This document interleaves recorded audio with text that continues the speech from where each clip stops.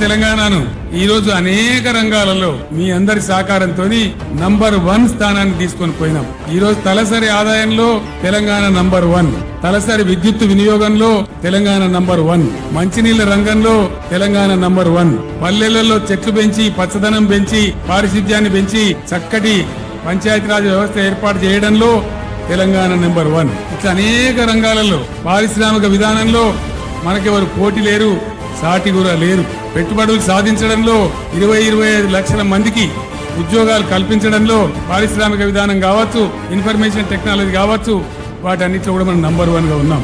అన్నిటినీ కూడా అధిగమించుకుంటూ ఒకటి చేసుకుంటూ మనం వచ్చినాం. అద్భుతమైన విజయాలు కొన్ని సాధించినాం. ఆ క్రమం అట్లే కొనసాగాలి.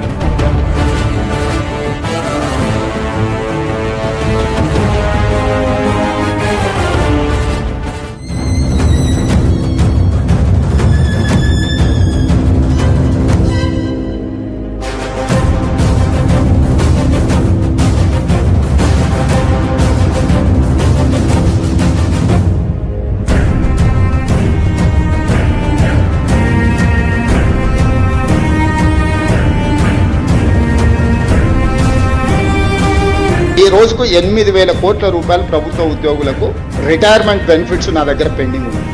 ఎట్లా తీసుకొచ్చేయాలా? ఏ అప్పు పుడతలేదు మార్కెట్లో, ఎవడు మనల్ని నమ్ముతలేడు.